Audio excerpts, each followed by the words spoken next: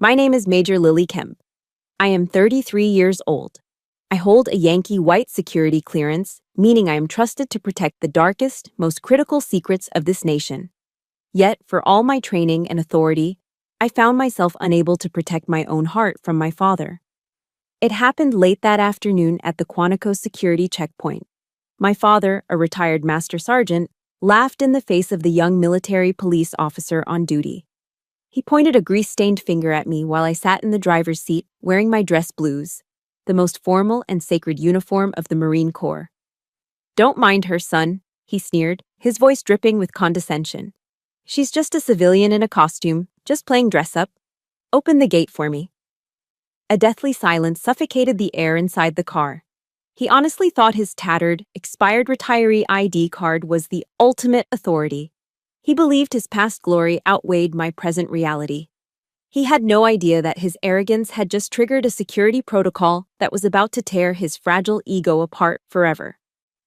When the red sirens began to wail and the scanner screen flashed the words, "Yankee White, Priority 1," the arrogant smirk on my father's lips vanished instantly. That was the moment the most brutal truth of his life began to unfold. If you have ever been underestimated by your own parents, if your achievements have been dismissed simply because you didn't follow the path they dictated, type "understood" in the comments and subscribe. This story is your vindication. The humiliation at the gate didn't happen in a vacuum. It started 2 days earlier, in the sticky, syrup-scented booth of a Waffle House off I-95. I had stood before the full-length mirror in my hallway for 20 minutes that evening. I meticulously adjusted the Mameluke sword at my hip, ensuring the intricate hilt was perfectly aligned. I brushed a microscopic speck of lint from the midnight blue fabric of my dress blues. The high collar was stiff against my neck, forcing my chin up, forcing a posture of dignity. The gold oak leaves on my shoulders, the insignia of a major, caught the light. Today was my father's 60th birthday. I wanted him to see me. Really see me. Not as Lillie, the little girl who scraped her knees, but as Major Kemp, a woman who commanded respect in the halls of the Pentagon. I had made reservations at a high-end steakhouse in D.C., a place with white tablecloths and hushed tones, somewhere worthy of a milestone celebration. But an hour before dinner, my phone buzzed. A text from Frank. "Cancel the fancy place. Too stiff. Meet me at the Waffle House on Route 1. That's where the real food is." I had sighed, the sound loud in my empty apartment. I drove my government-issued black SUV to the diner, the tires crunching over gravel and trash in the parking lot. Stepping inside, I felt like an alien. The diner was a cacophony of clattering silverware, sizzling grease, and loud conversations. The air was thick with the smell of bacon fat and cheap coffee. I walked to a booth in the back, my polished shoes clicking sharply on the linoleum. Heads turned. Truckers in flannel and construction workers in neon vests stared. A Marine in dress blues is a site usually reserved for balls or funerals, not for ordering hash browns at 7 p.m. I sat down, keeping my back straight, my hands folded on the sticky table, waiting. Frank arrived 20 minutes late. He didn't apologize. He pushed open the glass door, bringing a gust of humid Virginia air with him. He was wearing an old, faded red t-shirt with the USMC bulldog print cracking across the chest. His jeans were stained with motor oil, and as he slid into the booth opposite me, I saw the grime embedded deep under his fingernails. He didn't look me in the eye. He didn't say, "Happy to see you," or "You look sharp." He grabbed a laminated menu, squinted at it, and then finally glanced at my chest. "That coat is too tight, Lillie," he said, his voice loud enough for the next table to hear. "You look like one of those B-movie actors. You know, the ones who play soldiers but hold the gun wrong." He chuckled dryly, a sound that grated against my nerves. "Hey!" he shouted at a passing waitress, not even checking to see if she was ours. "Get me an all-star special. Scramble the eggs hard, and keep the coffee coming." He didn't ask me what I wanted. He didn't ask how my drive was. He just assumed his presence was the gift. A young waitress approached our table a moment later with the coffee pot. She looked tired, maybe a college student working a double shift. As she poured, her eyes widened when she saw my shoulder boards. She stopped, the pot hovering in midair. "Oh, wow," she breathed, a genuine smile breaking through her exhaustion. "Ma'am, are you a major?" "My brother is in boot camp right now." She stood a little straighter. "Thank you for your service, ma'am. We actually have a policy here. Officers get a discount on the—" Slam. Frank's hand hit the formica table with the force of a hammer. The silverware jumped. The coffee in my cup sloshed over the rim. "Don't bother, sweetheart," Frank barked, cutting her off. His voice was a weapon, sharp and jagged. The waitress flinched, pulling the coffee pot back as if she'd been burned. "Sir?" Frank pointed a fork at me, waving it dismissively like he was shooing away a fly. "Don't let the costume fool you. She's just a secretary in a flashy outfit. She pushes papers around a desk in the air conditioning. She's never held a real rifle in a combat zone in her life. She's civilian management." He looked at me with a smirk that didn't reach his cold eyes. "Charge her full price. She makes enough taxpayer money doing nothing." The silence that followed was absolute. The hum of the refrigerator seemed to get louder. The waitress turned bright red, her eyes darting between my gold oak leaves and my father's aggressive glare.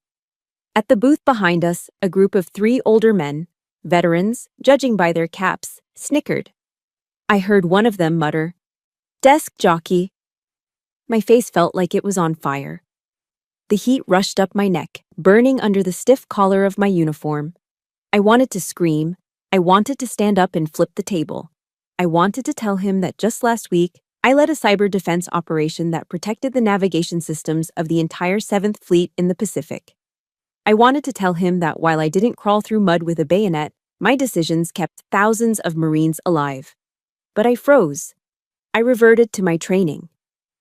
I heard the voice of General James Mattis in my head, a quote I had memorized during officer candidate school. "Be polite, be professional, but have a plan to kill everybody you meet." In this moment, the person I had to kill was the part of me that craved his approval. I had to kill the little girl who just wanted her dad to be proud. I slowly moved my hands under the table. I clenched my fists so hard that my manicured nails dug into my palms, breaking the skin. The pain was grounding. It was a tether to reality. I looked up at the mortified waitress. I didn't look at Frank. I forced the corners of my mouth up into a polite, frozen smile. "Just black coffee for me, please," I said. My voice was steady, eerie in its calmness. "Thank you." The waitress hurried away, clearly eager to escape the blast radius of our table. Frank snorted, satisfied. He dug into his eggs and bacon the moment they arrived, chewing with his mouth open, grease shining on his chin. He ate with the gusto of a man who believed he had just won a battle. He thought he had put me in my place. He thought he had reminded everyone within earshot of the natural order. He was the warrior. I was the pretender. He didn't know it yet. But as I watched him wipe egg yolk from his lip with the back of his dirty hand, something inside me shifted. The bridge between us cracked. He thought this was just banter. He didn't realize that he had just fired the first shot in a war he was destined to lose. Rain lashed against the windshield of my SUV as I drove home from the Waffle House, the rhythmic thumping of the wipers matching the dull ache in my chest. The humiliation of the dinner still clung to me like the smell of stale grease. But as the miles blurred past on I-95, my mind drifted back to where this Cold War truly began. It wasn't always like this. Or maybe it was, and I just hadn't wanted to see it. 10 years ago. Quantico, Virginia. I could still feel the biting cold of that December morning. It was the day I graduated from Officer Candidate School, OCS. For 10 grueling weeks, I had pushed my body and mind past the breaking point. I had low-crawled through freezing mud, navigated dense forests with nothing but a compass, and endured the screaming of sergeant instructors until my voice was gone. I didn't just survive, I thrived.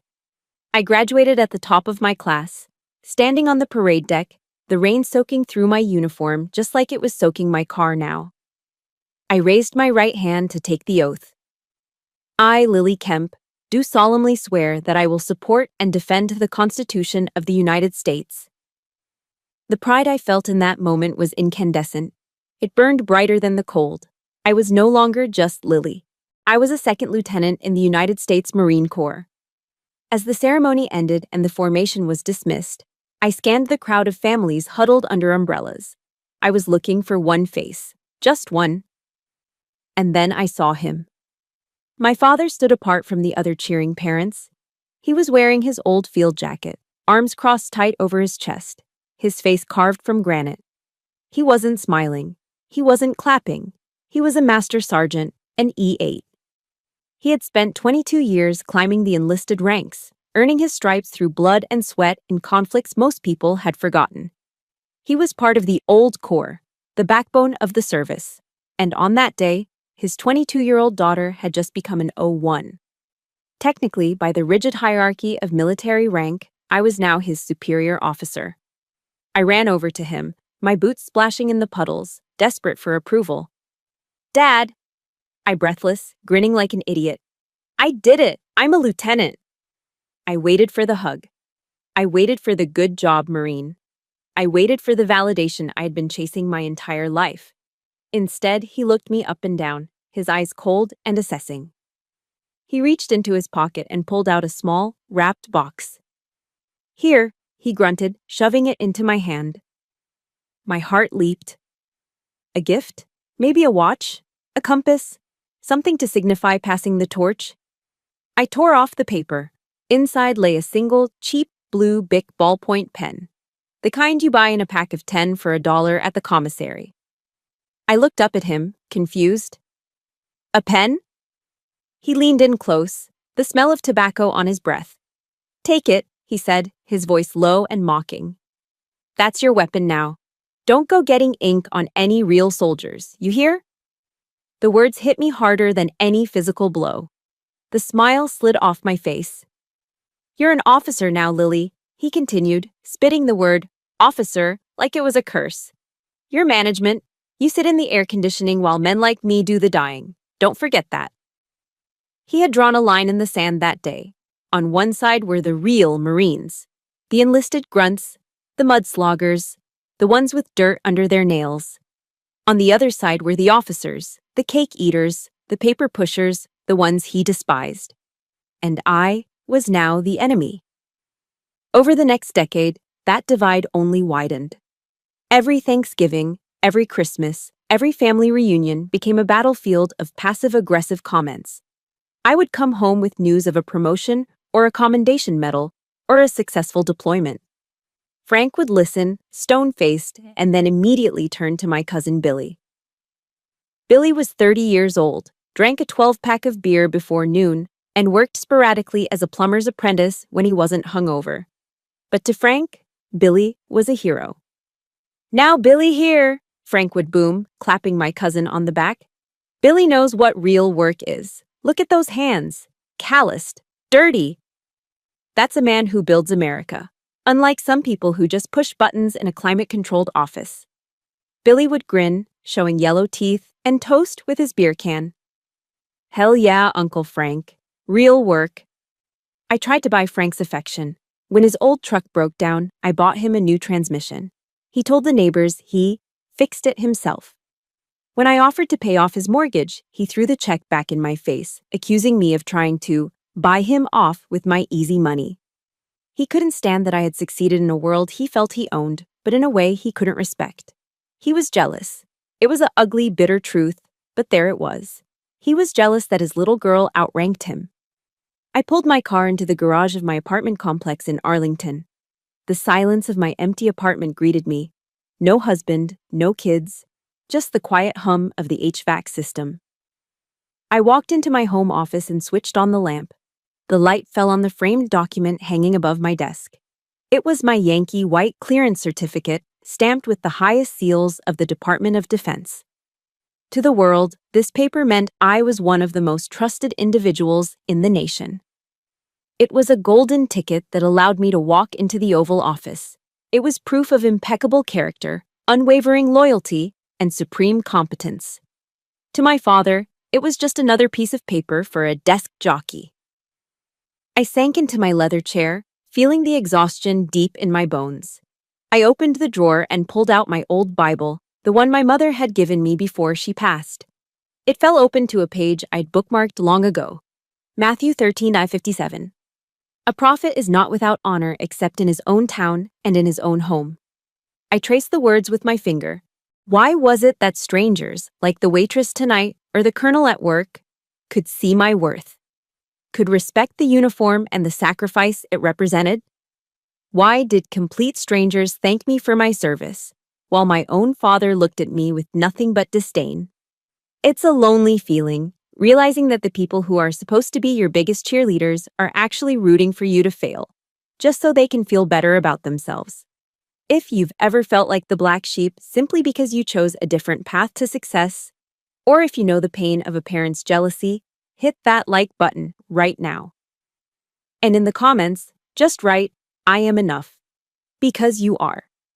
And I need to remind myself of that tonight too. I closed the Bible and looked back at the Yankee White certificate. The glass reflected my face, tired but set with a hard determination. Let him think I'm just a paper pusher. Let him think my pen is just a toy. Tomorrow I had a briefing at the White House. Tomorrow I would wield that pen to authorize security protocols that kept the leader of the free world alive. Frank might have his pride, but I had a job to do. And in this house, even if it was empty, that job mattered. 0800 hours. The Pentagon. I was standing deep underground in a SCIF, a sensitive compartmented information facility. There are no windows here, the air is recycled, cold, and smells faintly of ozone and burnt coffee. The only light comes from the massive wall of LED screens displaying real-time global threat matrices. To enter this room, I had to pass through 3 layers of biometric security, leave all personal electronics in a locker outside, and be vetted by the FBI so thoroughly they probably knew what I ate for breakfast in 3rd grade. On the main screen was the itinerary for POTUS, the President of the United States. He was scheduled to land in Brussels in 4 hours for a NATO summit. Major Kemp, a voice cut through the hum of the servers. I turned. It was Captain Evans, my lead intel analyst.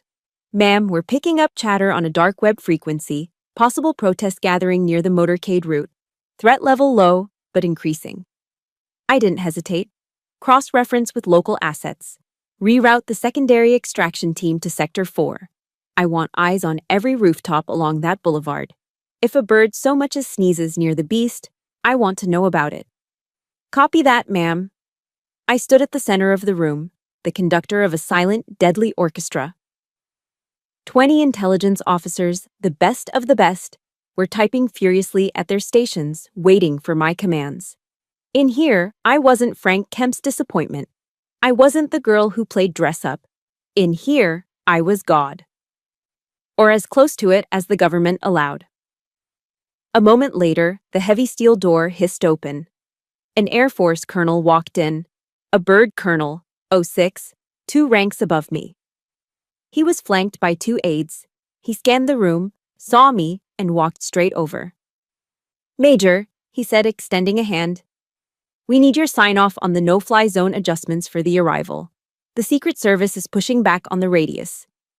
I took the file he offered. I scanned the coordinates quickly, my brain processing the logistics of airspace, fuel loads, and response times in seconds. Tell the Secret Service that if they shrink the radius, they lose AWACS coverage, I said, looking the colonel in the eye. I won't authorize a blind spot. Keep it at 20 miles. I'll take the heat if the commercial airlines complain. The colonel nodded, respect evident in his eyes. Understood. Good call, Lillie. He handed me a pen to sign the authorization. I didn't take it. Instead, I reached into my breast pocket and pulled out my own. A black resin Mont Blanc Meisterstück with gold trim. It was heavy, balanced, and precise. It cost more than my first car.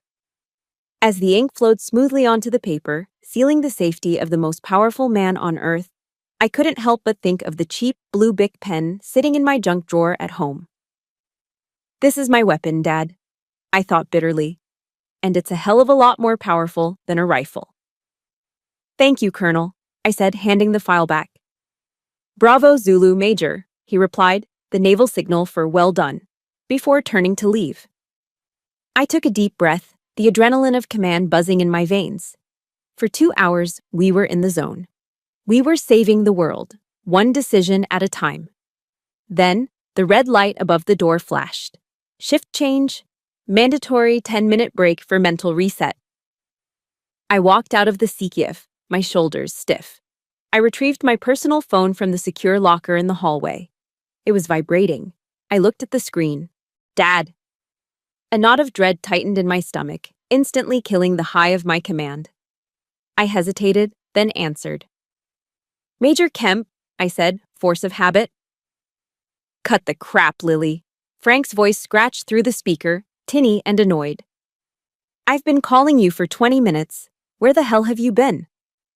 I'm at work, Dad, I said, leaning against the cold concrete wall of the corridor. I can't have my phone inside. You know that. Yeah, secret squirrel stuff, he scoffed. Listen, the transmission on the truck is acting up again. It's making that grinding noise. I need to take it to the shop, but I'm short this month. I closed my eyes. How much? 500 ought to cover it. Maybe 6, just to be safe. Dad, I just sent you money for the mortgage last week. So? His voice rose, defensive and sharp. You think money grows on trees for me? I'm on a fixed income, Lillie. I served this country for 22 years, and this is how they treat me. Meanwhile, you're sitting there in your fancy air-conditioned office, pushing pencils, making officer pay. You're sitting on a gold mine while your old man can't even drive to the grocery store. The injustice of it burned my throat. I am literally coordinating the safety of the president, I wanted to scream. I am exhausted. I haven't slept more than 4 hours a night in a week. Dad, I'm in the middle of a critical operation, I said, my voice tight. Can we talk about this later? Oh, sure, he sneered. Go back to your tea party. Go back to your meetings. Must be nice to get paid to talk. Just send the money, Lillie. Don't be ungrateful. Remember who raised you. Ungrateful. The word hung in the air like smoke. I pulled the phone away from my ear. I opened my banking app. My fingers flew across the screen, not authorizing a drone strike or a security perimeter, but a Zelle transfer. Sent $600 to Frank Kemp. I sent it, Dad, I said quietly. About time, he grunted. No, thank you. No, love you. Just the click of the line going dead. I stood there in the hallway of the Pentagon, surrounded by the most powerful military machinery in history, feeling completely powerless. I was a major. I was a Yankee White clearance holder. I was a wolf in the SIF. But to Frank Kemp, I was just an ATM, a convenient, limitless resource that he could tap whenever he wanted, while simultaneously spitting on the very career that provided the money. I took a deep breath, forcing the emotions down, locking them into a box deep in my mind. I straightened my uniform. I put the phone back in the locker. I turned and walked back into the windowless room. The heavy steel door hissed shut behind me, sealing me back into the world where I mattered. But the crack in my armor was getting wider, and I knew deep down that $500 was a cheap price to pay for silence, but it wouldn't buy it for long. 2 days passed. The $600 I'd wired to my father sat in the digital ether between us, unacknowledged. No text, no thank you card. Just a silence that I had learned to interpret as transaction complete.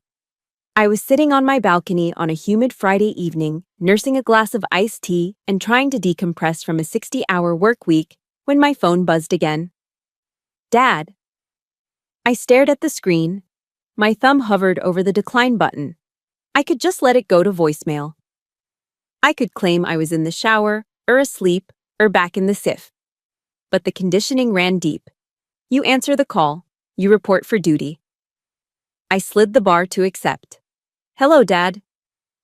Lillie, he started, his voice booming without preamble. What are you doing this Sunday?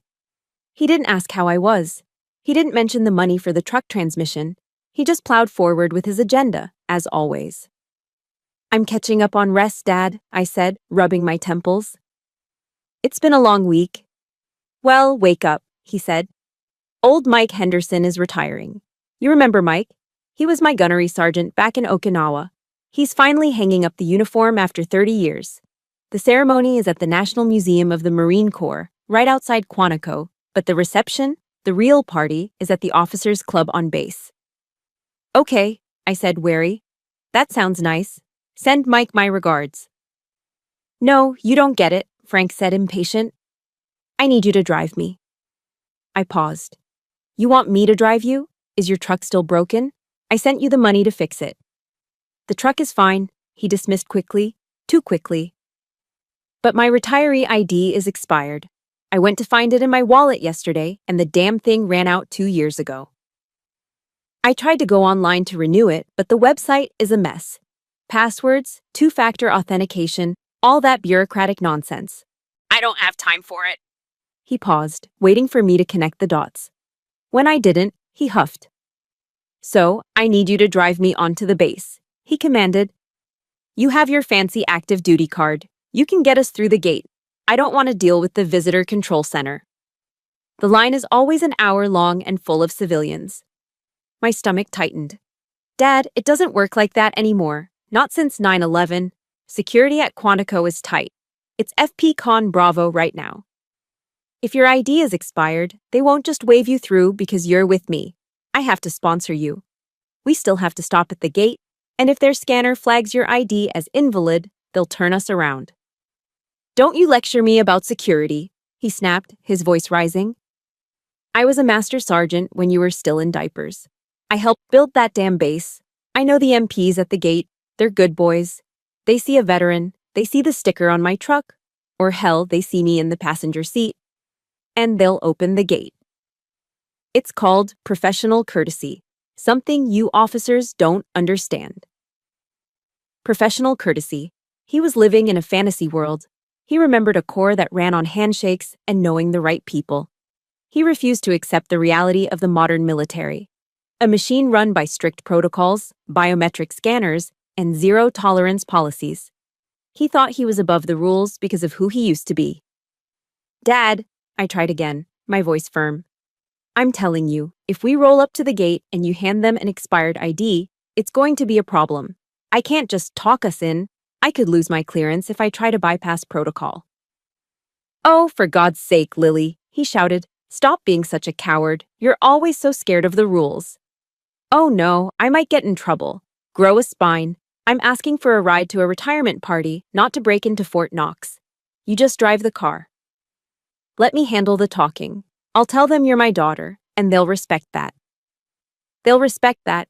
He truly believed that his rank, retired for a decade, still held more weight than my current active duty commission. He saw me not as a major in the United States Marine Corps, but as his chauffeur. A useful idiot with a valid ID card to facilitate his entry into the club. I was about to refuse. I was about to tell him to take an Uber to the visitor center and wait in line like everyone else. But then, a thought stopped me.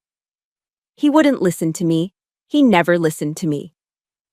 I could explain force protection conditions until I was blue in the face, and he would just call me a paper pusher. The only way he would learn, the only way, was to see it for himself. He needed to hit the wall of reality. And if he crashed, well, maybe he needed the impact to wake him up. Fine, I said, my voice dropping to a cool, flat tone. I'll take you. Good, he grunted, satisfied that he had bullied me into submission.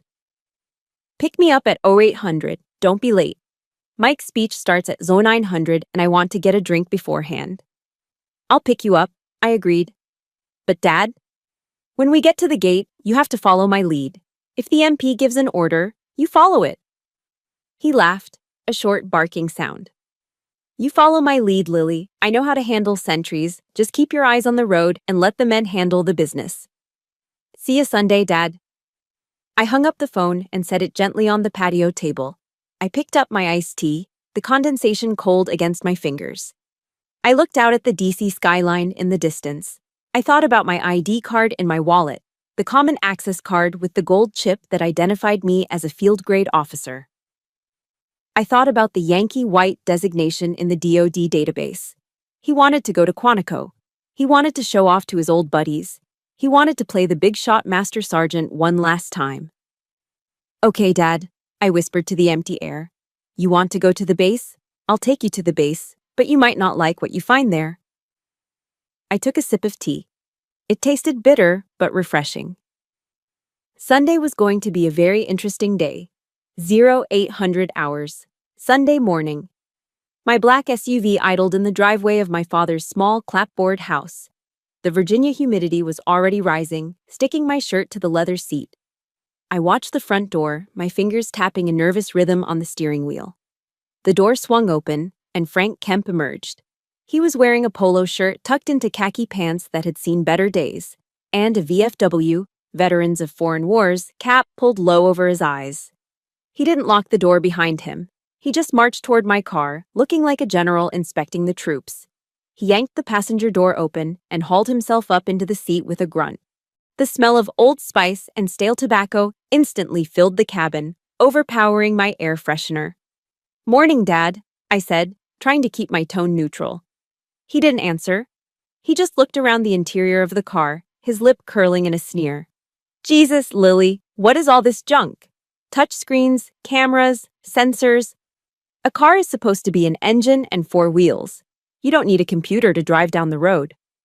"It's standard safety equipment, Dad," I said, putting the car in gear. "Safety," he scoffed. "Women drivers always need a computer to tell them how to park.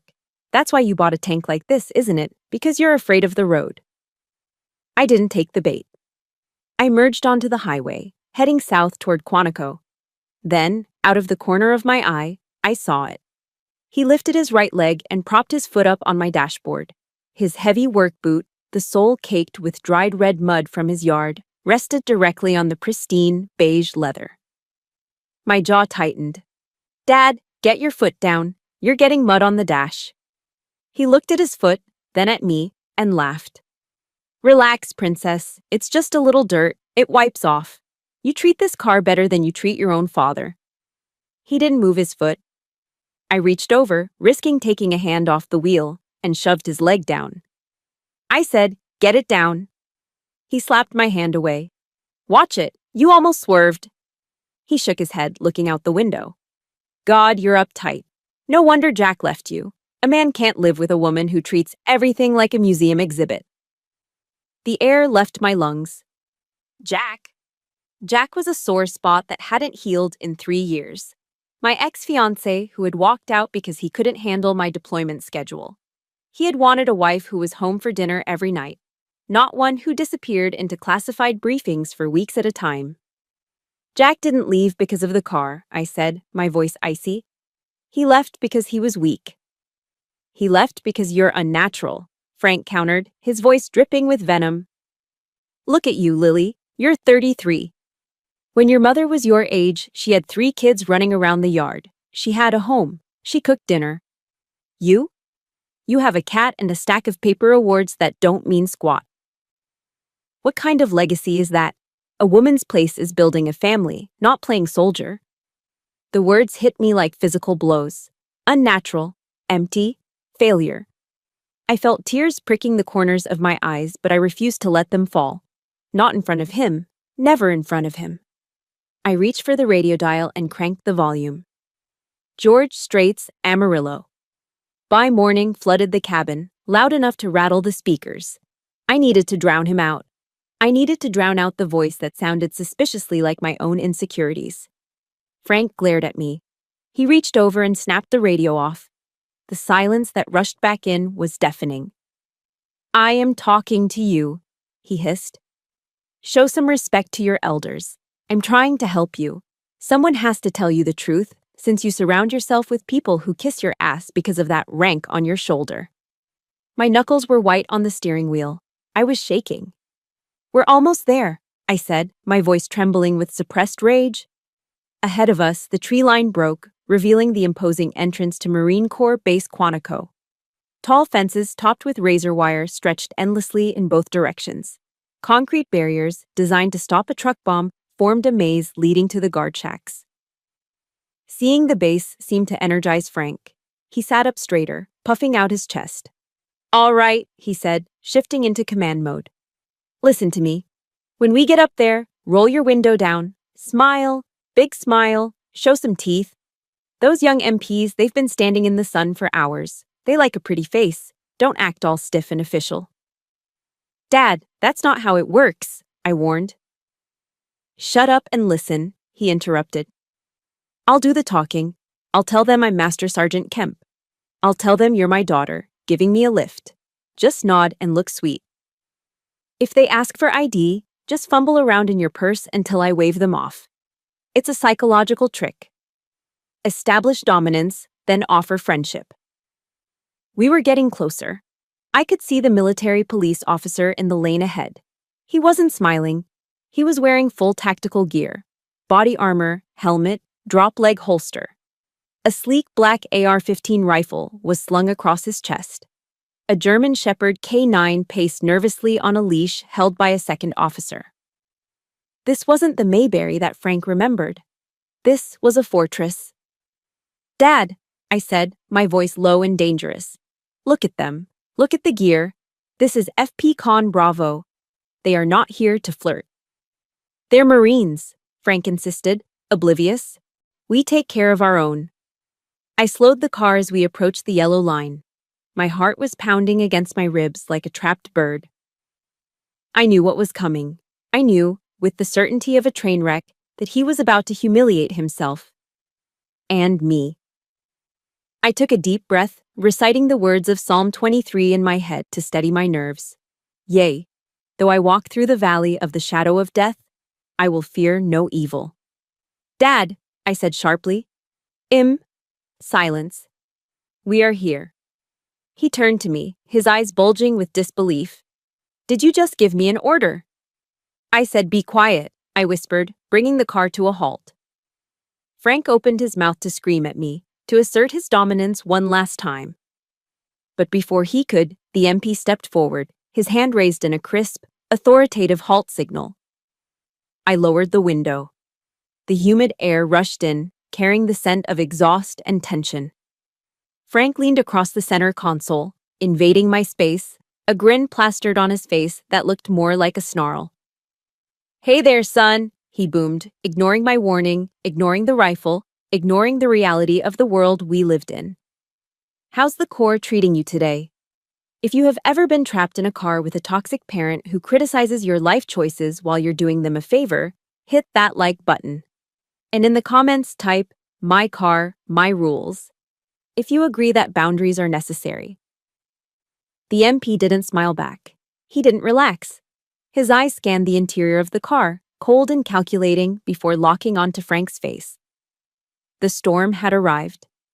The SUV rolled to a stop inches from the red and white striped barrier arm. Outside my window, the humidity was already suffocating, shimmering in waves off the asphalt. Sergeant Tyler, the military police officer, stepped out of the shade of the guard shack. He couldn't have been more than 25, lean and sharp, his eyes hidden behind polarized Oakley sunglasses. He moved with the practiced caution of someone who knew that a car could be a weapon. He raised a gloved hand, palm out. Stop! Frank leaned across the center console, practically sitting in my lap, shoving his face toward my open window. He flashed a grin that was all teeth and zero warmth, the kind of smile a shark gives before it bites. Morning, son, Frank bellowed, his voice booming over the hum of the engine. How are we doing today? Looking sharp in that gear. Sergeant Tyler didn't flinch. He didn't smile back. He stopped 2 feet from the door, keeping a tactical distance. Good morning, sir. Ma'am. His voice was flat, professional. Please state your business on base. Business? Frank laughed, a harsh barking sound. Pleasure mostly. Heading to the O Club for a retirement party. My old buddy Mike Henderson, Master Guns Henderson, you probably know him, is finally punching out. I'm Master Sergeant Frank Kemp, 1st Marine Division, retired. We're running a little late, so if you could just lift that gate, we'll be out of your hair. Frank sat back, crossing his arms, expecting the magic words, Master Sergeant, to dissolve the protocols like mist. Tyler didn't move toward the gate controls. Instead, he leaned in slightly. I need to see identification for all adult passengers, sir. Frank's smile faltered, just for a second, before turning into a grimace of annoyance. He fished a battered leather wallet from his back pocket, dug through a wad of receipts, and pulled out a blue ID card. The laminate was peeling at the corners. The photo faded to a ghostly gray. He thrust it toward the officer. Here, it's a little old, but the rank doesn't expire, right? Tyler took the card. He looked at the front, then flipped it over to check the expiration date on the back. He paused. He looked at Frank, then back at the card. Sir, Tyler said, his tone dropping a few degrees cooler. This ID expired 2 years ago. October 2021. Yeah, I know. Frank waved a dismissive hand. I've been meaning to get down to Deers to renew it, but you know how the bureaucracy is. Just do me a solid, son. Honor the service. Let us through. I'm good for it. Tyler handed the card back. I can't do that, sir. Base access requires valid, unexpired identification. Without a valid ID, you are unauthorized to enter. The air in the car instantly grew heavy. Frank's face turned a mottled shade of red, starting at his neck and creeping up to his ears. This was the moment he had dreaded. Not the rejection itself, but the rejection in front of me. Now listen here, Frank growled, his voice losing its fake friendliness. I served 22 years in this corps. I earned the right to walk on this ground. You're not going to turn me away over a piece of plastic. Those are the regulations, sir, Tyler said unbothered. If you don't have another form of valid DoD identification, you'll need to turn around. There's a U-turn lane right there. You can go to the Visitor Control Center and apply for a day pass. I am not going to the damn Visitor Center, Frank shouted, spit flying onto my dashboard. Do you know who I am? I was bleeding for this country while you were still swimming in your daddy's. He stopped himself, taking a ragged breath, then jabbed a finger aggressively toward me. Look, Frank snapped. The girl. She's with me. She's my daughter. She's got a valid card. She's vouching for me. Tyler looked at me. I sat frozen, my hands gripping the steering wheel, my face a mask of neutrality. I hadn't said a word yet. Ma'am? Tyler asked. Do you have your CAC? Before I could answer, Frank answered for me. She's just a civilian, Frank lied. She's just driving the car. She doesn't know the protocols. I'm the sponsor here. I'm telling you to open the gate. It was a lie so blatant, so desperate, it made my stomach churn. He would rather strip me of my rank, reduce me to a civilian driver, than admit he needed my help. He was trying to use my valid access while simultaneously denying my authority. Tyler's posture changed instantly. The boredom vanished. Sir, lower your voice, Tyler ordered. He took a step back, his right hand dropping instinctively to his waist. It didn't draw the weapon, but it rested on the grip of his Sig Sauer P320. The retention hood clicked. The sound was small, but in the silence of the standoff, it sounded like a gunshot. You are disrupting traffic and creating a disturbance, Tyler said, his voice loud and commanding now. You have been denied access. Turn the vehicle around immediately. Frank looked at the officer's hand on the gun. For a split second, fear flashed in his eyes, but his pride crushed it. He was a master sergeant. He didn't take orders from a kid. Don't you threaten me, Frank roared. He reached for the door handle. I'm going to teach you some respect, you little... Dad, stop, I screamed. Sir, remain in the vehicle, Tyler shouted, drawing his weapon halfway out of the holster. Step out of the vehicle, now. The situation had spiraled. In seconds, we had gone from a routine check to a potential hostile incident. The K-9 unit behind Tyler stepped forward, the German Shepherd barking ferociously, straining against the leash. Other MPs were running out of the shack, hands on their weapons. Frank froze, his hand on the latch. He stared at the gun. He stared at the dog. The reality of the modern world crashed into his delusion. This wasn't the old Corps. This wasn't a handshake deal. He was seconds away from being dragged out of the car, face down on the pavement, in handcuffs. He looked at me, his eyes wide with panic and confusion. He had lost control. Completely. I couldn't let him get arrested. Not like this. Not on Mike's retirement day. I unclenched my hands from the wheel. The trembling stopped. A cold, icy calm washed over me, the same calm I felt in the SIF when the threat level spiked to red. Stay in the car, Frank, I said. My voice wasn't loud, but it was steel. I turned to the window. I looked directly at Sergeant Tyler, ignoring the gun, ignoring the shouting. I needed to end this, now. Frank, sit down. My voice cracked through the chaotic air inside the SUV like a whip. It wasn't the voice of a daughter pleading with her father. It was the voice of a major who had commanded operations rooms during national crises. It was guttural, authoritative, and terrifyingly loud. Frank froze. His hand was halfway to the door handle, his mouth open to shout another insult at the MP. He blinked, stunned into silence by the sudden ferocity coming from the driver's seat. He looked at me, and for the first time in my life, I saw genuine shock in his eyes. I didn't look at him. My eyes were locked on Sergeant Tyler, whose hand was now firmly gripping the butt of his pistol. I hit the button to lower my window completely. The glass slid down with a smooth hum. "Sergeant," I said. My tone was icy calm, a sharp contrast to the shouting match that had just occurred. "Eyes on me."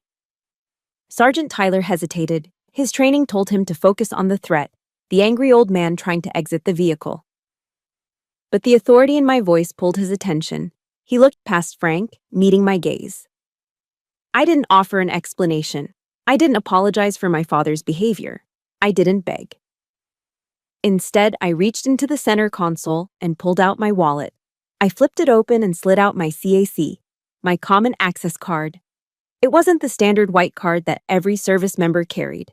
This one had a distinct gold chip embedded in the front and a specific barcode on the back that only a handful of people in the DoD possessed. I held it out the window, pinching it between two fingers like a blade. "Run it," I commanded. Tyler looked at the card, then back at Frank, then back at me. He was still pumped full of adrenaline, his chest heaving. He clearly thought I was just another entitled civilian trying to bluff my way onto base. "Ma'am, I need everyone out of the—" I said, "Run the card, Sergeant," I interrupted, my voice dropping an octave. "Check the D-bids scanner, right now." Something in my demeanor, the absolute lack of fear, made him pause. He signaled to his partner with the dog to hold position. Warily, he stepped forward and snatched the card from my hand. He looked at it skeptically. Then, he raised his handheld scanner, the Defense Biometric Identification System device that looked like a rugged smartphone. He aimed the red laser at the barcode on the back of my card. Beep. The sound was sharp in the humid morning air. I watched Tyler's face. I watched for the moment the data hit the screen. Usually the scanner gives a short, cheerful chirp and flashes green for access granted, or a dull buzz and red for denied. This time, the machine did neither. It let out a long, piercing, high-pitched tone that I knew very well. Breep! The LED light on top of the scanner didn't flash green. It strobed rapidly between red and blue. Tyler frowned, thinking the machine had malfunctioned. He looked down at the screen, and then his jaw dropped. I knew exactly what he was seeing. In bold capital letters, scrolling across the backlit display, Major Lillie Kemp, USMC, Active Duty Security Clearance, Yankee White, Category. I Access Level Priority 1, Presidential Support Duty. Yankee White isn't just a clearance, it's the Holy Grail. It means I've been vetted by the FBI and the Secret Service to stand within arm's reach of the President of the United States. It means I carry secrets that could topple governments. It means that on any military installation in the world, I am not just an officer, I am a VIP. Sergeant Tyler stared at the screen for a full 3 seconds, his brain trying to reconcile the angry man in the passenger seat with the ghostly high-level clearance holder in the driver's seat. He swallowed hard. The color drained from his face, leaving him pale beneath his tan. He looked up at me. The suspicion was gone. The aggression was gone, replaced by pure, unadulterated terror. He snapped to attention so fast his heels clicked together with an audible crack on the pavement. His hand flew from his weapon to his brow in a perfect, rigid salute. "Ma'am!" he shouted, his voice cracking. "My apologies, Major Kemp. I wasn't aware." He fumbled to hand the card back to me with both hands, treating it like a sacred relic. "We have a Priority 1 entry," Tyler yelled to the other guards in the shack. "Open the lane. Open the VIP lane. Now, now, now. The sudden shift was jarring. The K9 handler yanked his dog back. The other MPs, who had been ready to swarm the car, lowered their rifles and scrambled to hit the buttons in the guard shack. The heavy steel barrier arm shot up instantly. A yellow light began to flash above the gate, and a siren gave a short whoop whoop to clear the traffic ahead. "Please proceed, Major," Tyler shouted over the noise, still holding his salute. "Drive safely, ma'am." I took the card back, sliding it coolly into my wallet. I nodded at him, a single curt nod of dismissal. "Carry on, Sergeant," I said. I hit the button to roll the window up. The silence that returned to the car was heavier than before. It wasn't the silence of tension anymore. It was the vacuum of shock. I put the SUV into drive and pressed the accelerator. The car surged forward, gliding past the stunned MPs, past the concrete barriers, and onto the smooth pavement of the base. I didn't look at Frank immediately. I kept my eyes on the road, merging into the VIP lane that bypassed the winding traffic. But out of my peripheral vision, I could see him. He was slumped against the passenger door. His mouth was hanging open, slack-jawed. His eyes were wide, darting from the rearview mirror, where the MPs were still standing at attention, to my face, and then down to my purse where the card now lay hidden. The bluster was gone. The Master Sergeant persona had evaporated. "What?" he croaked, his voice barely a whisper. He cleared his throat and tried again, sounding smaller than I'd ever heard him. "What the hell was that?" He looked at me as if I had just grown a second head. He had spent my entire life telling me I was nothing, a paper pusher, a fake soldier, a civilian in costume. And in less than 10 seconds, a single piece of plastic from my wallet had commanded more respect from those real Marines than his entire 22-year career. I adjusted the rearview mirror.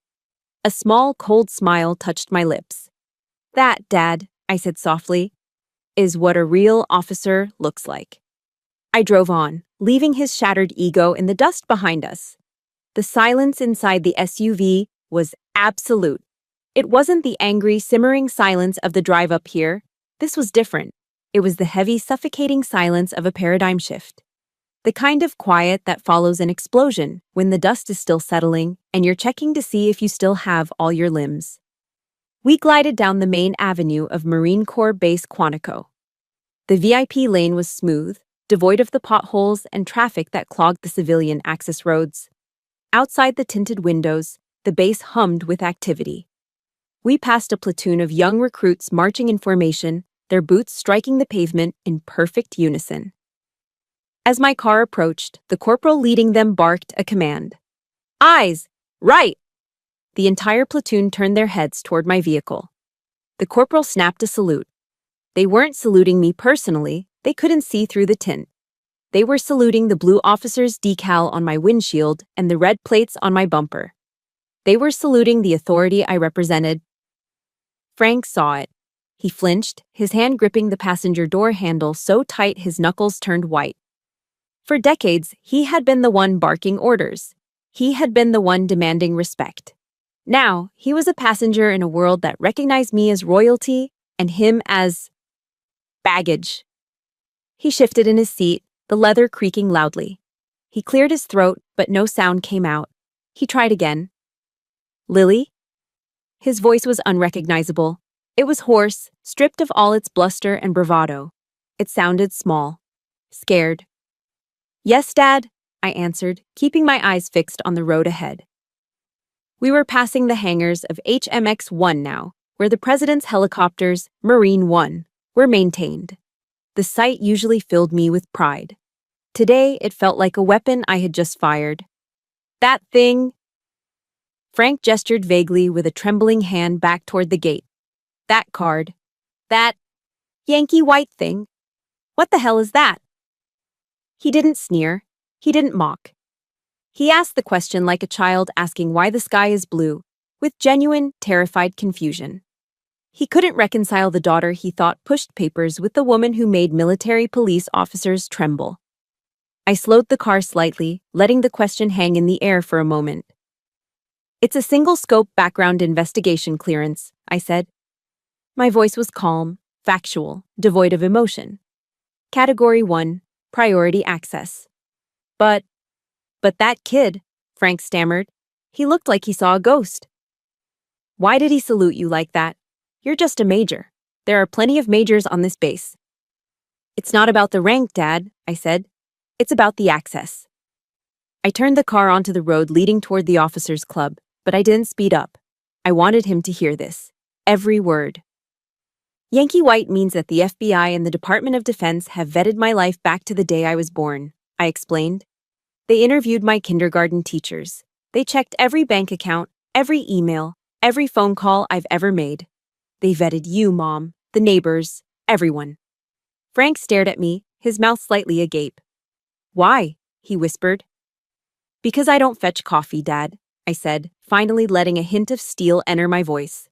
I work in presidential support duty. I manage the logistical security for the executive branch. When the president travels, I am one of the people who decides which route is safe. I know the evacuation protocols for the White House. I know where the nuclear football goes if there's an attack. I glanced over at him. He looked pale, as if the blood had drained from his face to his feet. You said I was a secretary, I continued, relentless. You said I never held a real gun.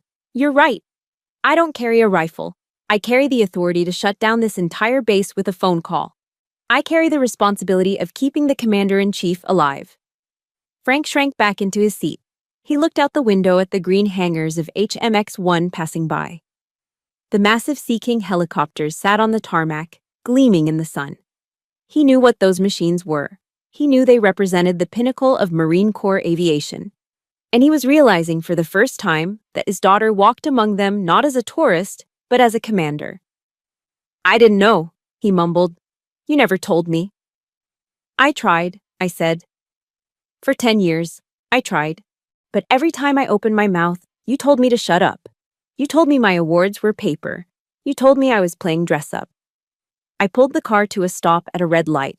The silence returned, but this time it was filled with the sound of illusions shattering. I turned my head and looked him full in the face. The man who had terrorized my self-esteem for 3 decades suddenly looked frail. Old. His Old Corps t-shirt looked faded and sad next to the crisp reality of the active duty base. You called me a civilian back there, I said softly. Frank winced. Look around this car, Dad, I said. Look at where we are. You have an expired ID and a mouth that almost got you arrested. I have the keys to the kingdom. I leaned in closer, making sure he couldn't look away. In this car, I said, you are the only civilian. If it wasn't for me, you wouldn't be going to a party right now. You'd be sitting in a holding cell at the provost marshal's office, waiting for them to process you for trespassing and disorderly conduct. Frank looked down at his hands, those calloused, grease-stained hands that he was so proud of. He rubbed them together nervously. He looked at his boots, still muddy, resting on the floor mat. He looked at me, really looked at me, and I saw the realization hit him like a physical blow. He wasn't the big dog anymore. He wasn't the gatekeeper of what it meant to be a Marine. He was a guest who had behaved very, very badly. He started, but his voice failed him. The light turned green. I didn't wait for him to finish.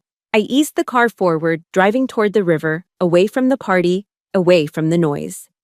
We weren't done yet. The truth had been told, but the wound was still open. And before we could celebrate anything, we had to stop the bleeding. I didn't drive to the officers' club. I couldn't. Not yet. Instead, I turned off the main road and pulled into a deserted gravel overlook near the edge of the base. Through the windshield, the Potomac River flowed sluggishly, its gray waters reflecting the overcast sky. It was quiet here. Just the sound of the wind in the trees and the ticking of the cooling engine as I turned the key and killed the ignition. I unbuckled my seatbelt and turned in my seat to face him. Frank was staring at his knees. His shoulders, usually squared and tense with aggression, were slumped forward. He looked deflated, like a balloon that had finally lost its air. Why, Dad? I asked. My voice wasn't angry anymore. It was just tired, broken. He didn't answer. He just picked at a loose thread on his khaki pants. Why did you always have to make me feel small? I pressed, the words tumbling out faster now. fueled by 10 years of suppressed hurt. Why was nothing ever good enough? I graduated top of my class. I got promoted early. I handle national security. And every single time, you looked at me like I was a mistake, like I was a joke. I felt a tear slide down my cheek, hot and stinging. What did I do wrong? Did I embarrass you? Are you ashamed of me? Frank flinched at the word ashamed. His hands balled into fists on his lap, shaking violently. For a long time, the only sound in the car was my own ragged breathing. I thought he was going to yell again. I thought he was going to tell me to stop whining, to suck it up like a Marine. Then I heard a sound I had never heard in 33 years. A sob. A choked, guttural sound that seemed to be ripped from his throat against his will. Frank Kemp, the man who once told me that crying was for civilians and babies, was weeping. He covered his face with his rough, grease-stained hands. His whole body shook with the force of it. I wasn't ashamed of you, Lillie, he gasped, his voice muffled by his palms. I was ashamed of me. I sat frozen, stunned into silence. He lowered his hands. His face was wet, his eyes red and swollen. He looked at me with a vulnerability that was terrifying to witness. That day, he whispered, his voice trembling. Graduation day. When I saw you standing there in that officer's uniform, you looked so tall, so powerful, and I looked at myself, and all I saw was an old man with bad knees and a pension that barely covers the rent. I saw a grunt who fixes trucks. He wiped his nose with the back of his hand, sniffing loudly. You were smart. You were going places I could never go. You were giving orders to men like me. And I got scared. Scared? I asked softly. Scared of what? Scared that you would look down on me, he confessed, the words pouring out now like a dam breaking. Scared that you would realize your old man wasn't a hero, just a mechanic. I thought, if I pushed you down, if I reminded you that I was the real soldier, maybe I could keep you on my level. Maybe I could keep being the dad. The one in charge. He looked out at the river, shame written in every line of his weathered face. It was jealousy, Lillie. Pure, ugly jealousy. I was jealous of my own little girl. And because I was weak, I tried to break you to make myself feel strong. He turned back to me, tears streaming freely now. I'm a terrible father. I know that. I've been a terrible father for a long time. The confession hung in the air, raw and painful. But it was also cleansing. It was the truth I had been starving for. He didn't hate me. He didn't think I was incompetent. He had been fighting a war against his own insecurity, and I had been collateral damage. My heart, which had been hardened by years of resentment, began to soften. I looked at this man, this flawed, broken, proud old man, and I didn't see a monster anymore. I saw a person who was hurting. I remembered the verse from Colossians that I had read so many times. Bear with each other and forgive one another if any of you has a grievance against someone. Forgive as the Lord forgave you. Forgiveness isn't about excusing the behavior. It's about releasing the poison so it doesn't kill you both. I reached across the console. I took his hand, that rough, calloused hand that had fixed trucks, built fences, and yes, pushed me away. Dad, I said gently. He looked at our joined hands, surprised by the contact. I don't need you to be a general, I said, squeezing his hand. I don't care about your rank. I don't care if you fix trucks or fly jets. I just needed you to be my dad. I just needed you to tell me I did good. Frank looked up at me, his lip quivering. You did good, Lillie. You did damn good. You're incredible. And Dad, I continued, looking him straight in the eye. All that discipline, the grit, the reason I can stand in a room full of generals and hold my ground, I learned that from you. You taught me how to be tough. You gave me the tools to get that clearance. A flicker of light returned to his eyes, a tiny spark of pride. I did. Yes, I nodded. You did. So don't tell me you're useless. You built the foundation. He let out a long, shaky breath. He squeezed my hand back, hard. I'm sorry, baby girl, he whispered, using the nickname he hadn't used since I was 10. I am so sorry. I know, Dad, I said. I forgive you. We sat there for a long time, holding hands in the quiet car by the river. The anger was gone. The need to prove myself was gone. In its place was something quieter, but infinitely stronger. Peace. Finally, Frank sniffed and pulled a handkerchief from his pocket to wipe his face. He blew his nose loudly, a honking sound that made me smile despite myself. Well, he said, his voice gruff but cleared of the bitterness.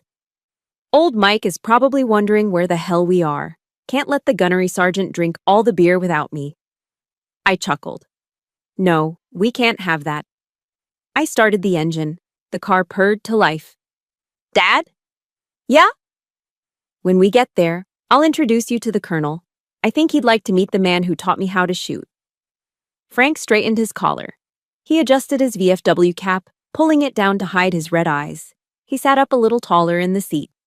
Yeah, he said, a genuine smile touching his lips for the first time in years. I'd like that. I put the car in reverse and backed out of the gravel lot. We headed back toward the officers' club, not as adversaries, but as allies. The war was over, and for the first time, we were both on the winning side. 20 years. They say time flies when you're having fun, but in the Corps, time moves differently. It moves in deployment cycles, in duty stations, in the gray hairs that slowly replace the brown ones. It moves in the lines etched around your eyes from squinting into the sun in foreign deserts, and in the quiet moments between storms. I stood on the raised podium inside Hangar 3 at Quantico. The massive bay doors were open, revealing a square of brilliant Virginia blue sky.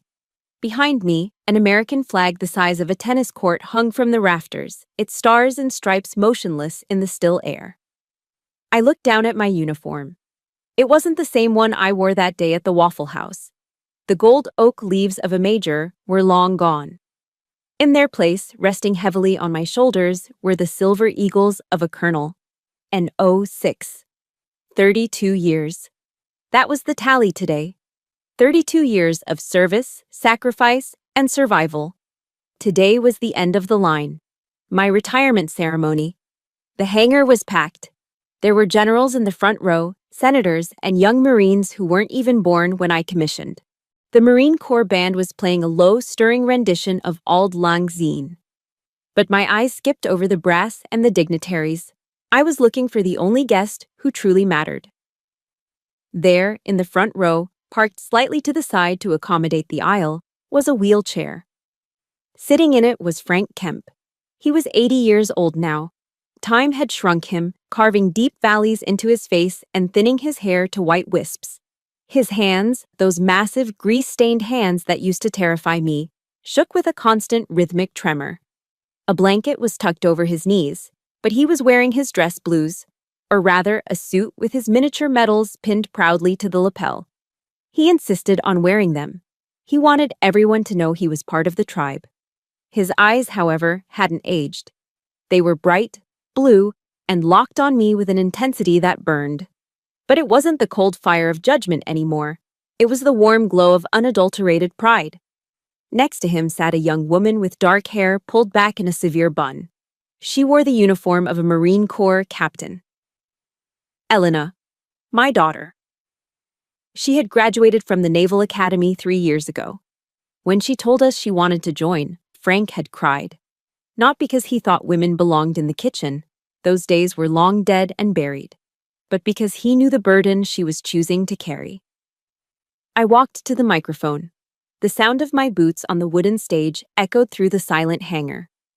I adjusted the stand, took a deep breath, and looked out at the sea of faces. I went through the standard thank yous. I thanked the commandant, my staff, the brave men and women I'd led.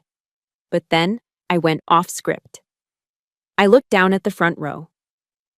They say that a soldier's first weapon is their rifle, I said, my voice echoing through the speakers. But a soldier's first teacher is their father. Frank's head perked up. The tremor in his hand seemed to pause for a second. I want to recognize Master Sergeant Frank Kemp, I continued. Many of you know him as a hero of the 1st Division. I know him as the man who taught me the most important lesson of command. It took us a while to get there. We had to drive through some rough terrain to find it. A few chuckles rippled through the crowd from the people who knew our history. He taught me that true strength isn't about how loud you can yell or how much rank you have on your collar. It's not about putting people down to make yourself feel tall. True strength is about lifting others up until they stand taller than you ever could. I paused, fighting the lump in my throat. Dad, I said directly to him, thank you for learning how to see me. Thank you for being my wingman for the last 20 years. I wouldn't be standing here wearing these eagles if you hadn't shown me how to fly. The hangar erupted in applause. It wasn't polite applause. It was a thunderous, standing ovation. I saw Frank cover his face with his shaking hands, just like he had in the car by the river all those years ago. But this time, Elena was there, her arm around his shoulder, whispering in his ear. He nodded, wiping his eyes with a handkerchief, and gave me a thumbs up. The ceremony moved to its conclusion, the passing of the flag. The sergeant major brought the folded American flag to me, the symbol of a career finished with honor. I held it to my chest, feeling the texture of the fabric, the weight of the history it held. Colonel, United States Marine Corps, retired. Departing, the announcer's voice boomed. As the band struck up the Marines' hymn, the crowd stood. I walked down the steps of the podium. I didn't walk toward the exit. I walked straight to the wheelchair. Frank saw me coming. He started to shift. He gripped the armrests of his chair, his knuckles turning white. Elena moved to help him, but he waved her off. No, I heard him wheeze. I got it. The music seemed to fade into the background. All eyes were on the old man in the front row. With a grunt of supreme effort, fighting against gravity and age and failing muscles, Frank pushed himself up. His legs wobbled. His back was bent. But he stood. He stood on his own 2 feet, facing his superior officer, facing his daughter. He took a breath, steadied himself, and slowly raised his right hand. It wasn't the snap-crisp salute of a 20-year-old drill instructor. It was slow, trembling, and crooked. But it was the most beautiful thing I had ever seen. It was a salute of absolute respect. It was an acknowledgement of my rank, my service, and my personhood. It was a father telling his child, without a single word, I see you. You are enough. I felt the tears finally spill over, hot tracks running down my face. I snapped my heels together. I raised my hand and returned the salute, holding it, locking eyes with him. Semper Fi, Dad, I whispered. Semper Fi, Colonel, he whispered back, his voice thick with emotion. He held the salute until I dropped mine. Then, exhausted but triumphant, he sank back into his chair, a smile on his face that could have lit up the darkest skiff in the Pentagon. I looked at Elena. She was beaming, tears in her own eyes. Ready to go home, Mom? She asked. I looked around the hangar one last time. I looked at the flag. I looked at the eagles on my shoulder that I would take off tonight for the last time. Then I looked at Frank, the man who had almost broken me, but who had ended up helping to build me back stronger. Yeah, I said, resting my hand on his shoulder. Let's go home. Mission accomplished. Thank you for taking this journey with me. I know many of you are fighting your own battles right now. Maybe in a diner booth or in a car with someone who refuses to see your worth. Remember, their inability to see your value does not decrease it. You define your own rank. If my story gave you strength today, please support this channel by hitting the like button and subscribing. It helps us share more stories of resilience. And if you are ready to stand tall in your own life, type "Mission accomplished" in the comments below. Dismissed.